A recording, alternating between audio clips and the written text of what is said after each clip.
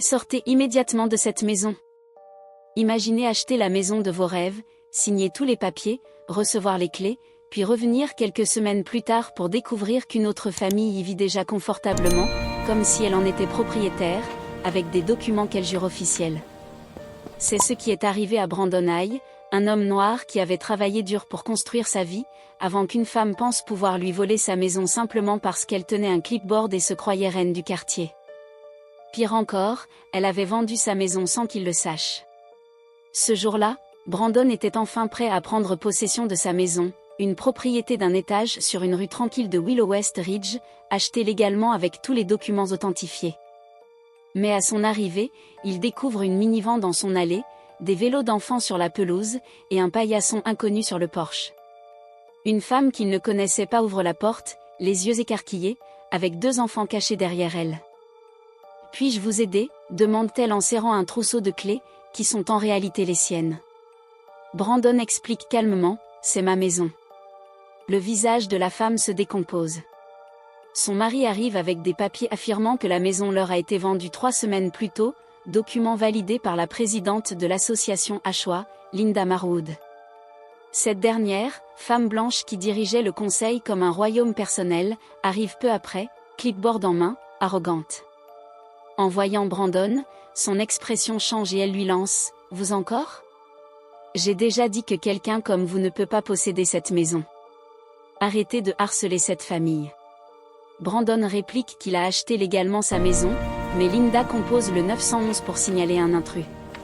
La famille Langston, confuse et intimidée, ne sait que faire. Avez-vous déjà acheté quelque chose honnêtement pour que quelqu'un essaie de vous le voler sous le nez ? Que feriez-vous si vous arriviez dans votre nouvelle maison et trouviez une autre famille déjà installée ? Alors que les sirènes résonnaient au loin, 2 voitures de police tournèrent dans la rue, leurs gyrophares perçant le calme de l'après-midi. La confrontation commença véritablement lorsque la première voiture s'arrêta au bord du trottoir et que 2 agents en descendirent, un homme grand et large d'épaules, le visage calme, l'agent Nathan Brigg, et une femme, la main près de son holster, scrutant déjà la scène, l'agent Riley Carterton. Linda se précipita vers eux avant même qu'ils n'atteignent le trottoir. « Merci d'être là », s'exclama-t-elle, pointant Brandon comme s'il était un animal en fuite. Cet homme est en infraction et menace ses propriétaires innocents. Il refuse de partir. Les agents se tournèrent vers Brandon. L'agent Riley Carterton prit la parole. « Monsieur, nous devons comprendre la situation. Habitez-vous ici ?» Brandon leva légèrement les mains en signe de paix. « Oui, je m'appelle Brandon High. J'ai acheté cette propriété il y a quelques semaines et aujourd'hui est mon jour d'emménagement. Je ne connais pas ces personnes et je ne sais pas comment elles se sont introduites. » Linda ricana bruyamment. « Écoutez-le. Il invente tout sur le moment. Cette maison était abandonnée, en tant que présidente de l'association, j'ai géré la vente. Ces gens l'ont achetée légalement. » La famille Langston parut soudain moins sûre. Peter Langston se racla nerveusement la gorge, « On nous avait dit que le propriétaire précédent avait abandonné la maison. Nous avons tout payé et elle nous a montré tous les papiers. » L'agent Nathan Brigg s'avança vers Brandon. « Avez-vous une preuve de propriété, des papiers d'identité, des documents ?» Brandon hocha la tête et sortit un dossier préparé lors de la transaction, acte original, confirmation de transfert, copie de virement bancaire et registre officiel tamponné par le comté. Il remit calmement le tout. Les agents examinèrent les documents, scrutant date, signature et sceaux officiels. Linda leva les yeux au ciel, « C'est évidemment faux. » L'agent Riley Carterton lui lança un regard sévère, « Madame, laissez-nous faire notre travail. » Ensuite, les documents de la famille Langston furent examinés, signature manuscrite sans format officiel, absence de sceau du comté et lettres de transfert imprimées sur du papier générique avec un en-tête de l'association au lieu d'une documentation gouvernementale. Le front de l'agent Brigg se plissa, « D'où viennent ces documents ? » Peter avala difficilement, « Elle nous les a donnés. » Les 2 agents se tournèrent vers Linda, raide comme un piquet. « J'ai facilité la vente parce que la propriété était vide. C'est dans mon autorité en tant que présidente de l'association. » « Non, ce n'est pas votre rôle, » répliqua sèchement l'agent Carterton. La tension changea instantanément. La famille recula, les yeux écarquillés, réalisant qu'elle avait été victime d'une arnaque. La voix de Linda se brisa, c'est ridicule. Il ment. Ils mentent. Tout le monde ment sauf moi. Les agents échangèrent un dernier regard. Puis l'agent Briggs déclara, Madame, ne bougez pas. Nous allons appeler du renfort. Le visage de Linda tressaillit et elle recula légèrement. Sa respiration s'accéléra tandis que les agents se déplaçaient pour l'encercler. Briggs utilisa sa radio pour appeler l'unité fraude. Dès qu'il relâcha le bouton, Linda pivota brusquement vers son SUV. Non, murmura Brandon en s'avançant pour l'intercepter avant qu'elle ne prenne la fuite. Madame, arrêtez, cria l'agent Carterton, mais Linda l'ignora, portant son clipboard sous le bras et courant maladroitement vers son véhicule.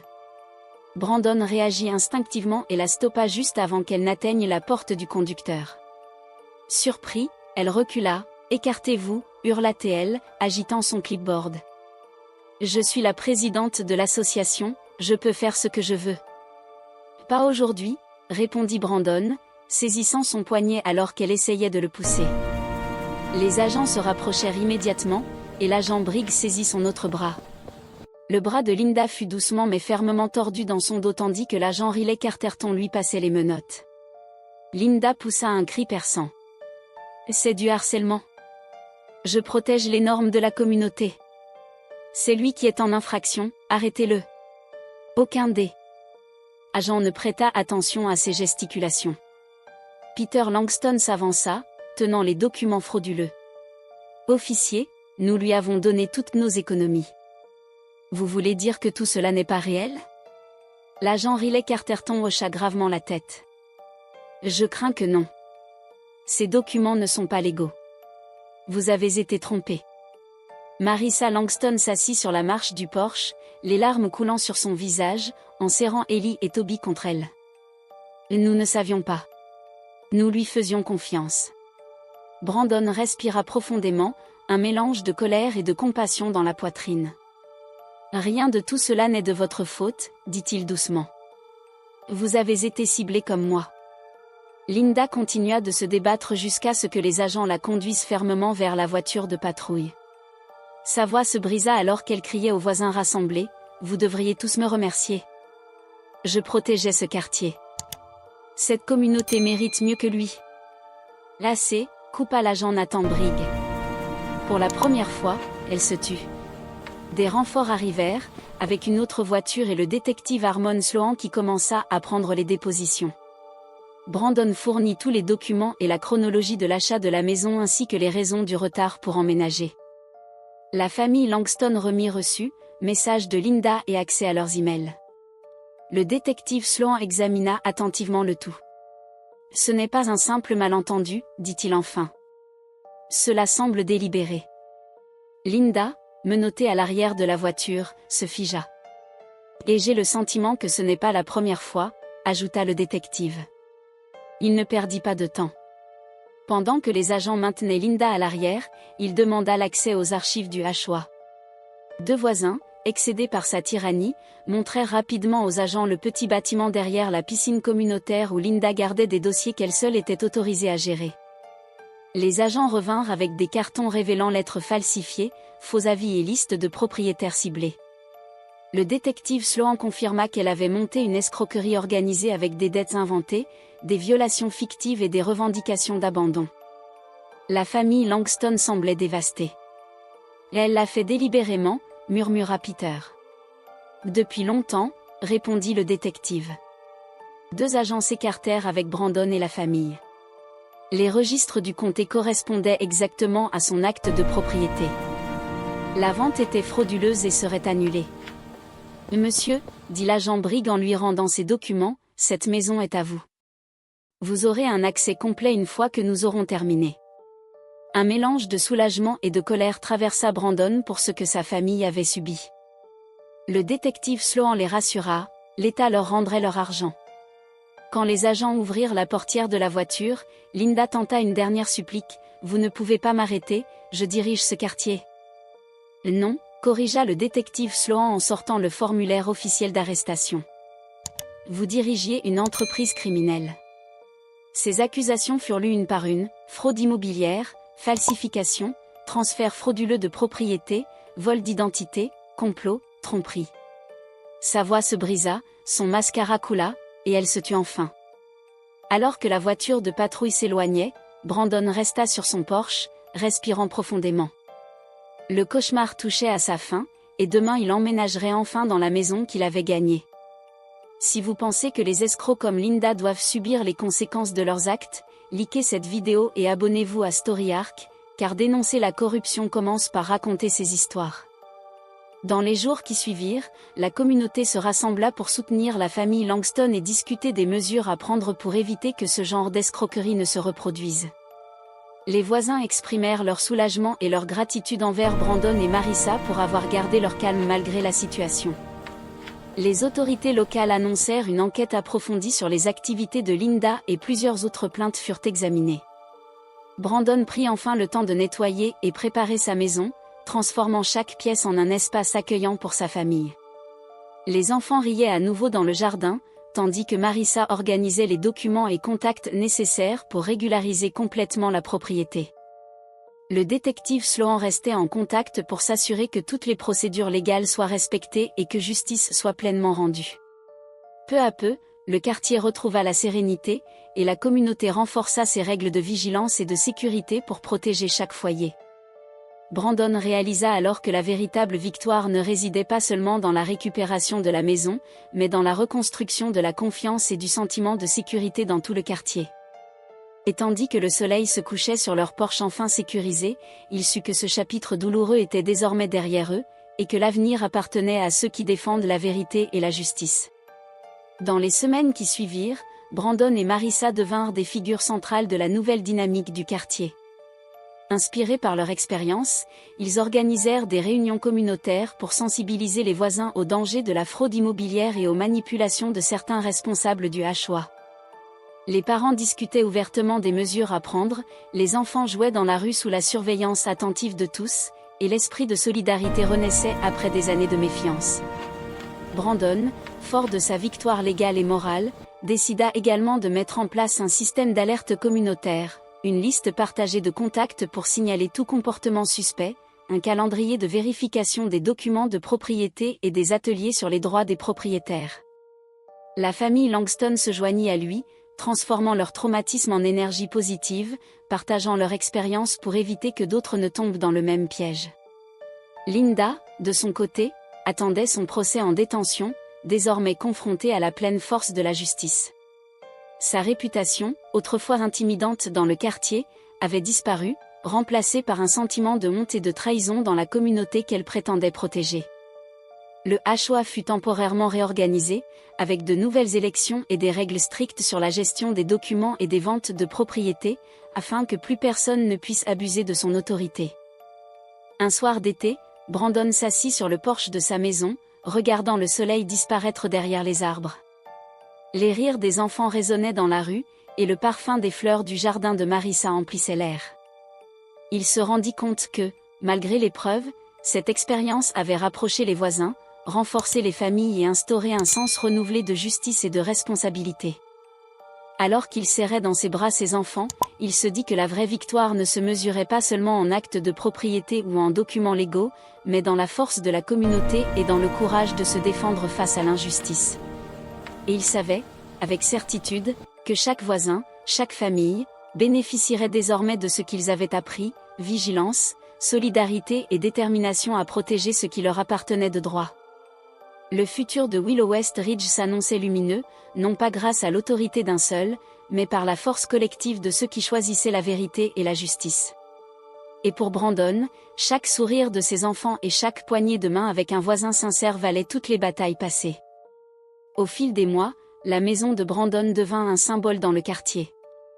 Les voisins venaient souvent frapper à sa porte, non seulement pour échanger des conseils sur la sécurité des propriétés, mais aussi pour partager des moments de convivialité.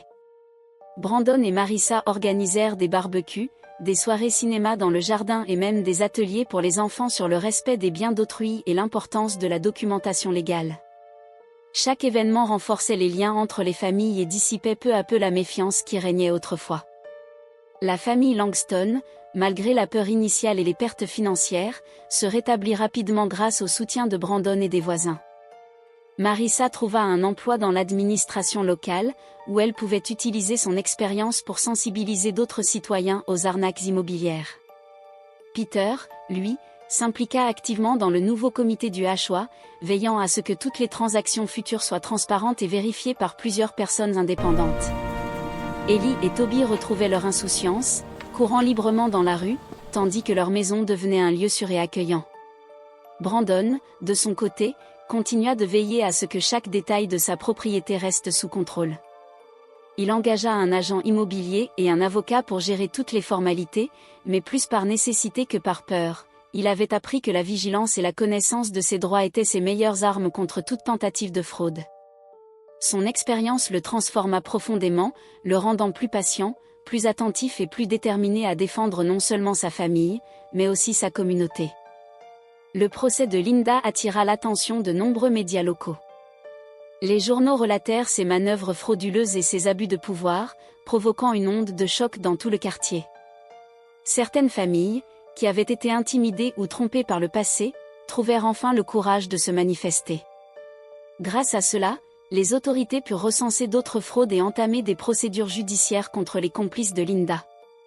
Un matin, alors que Brandon prenait son café sur le porche, il aperçut Linda escortée par les forces de l'ordre, sa réputation complètement détruite.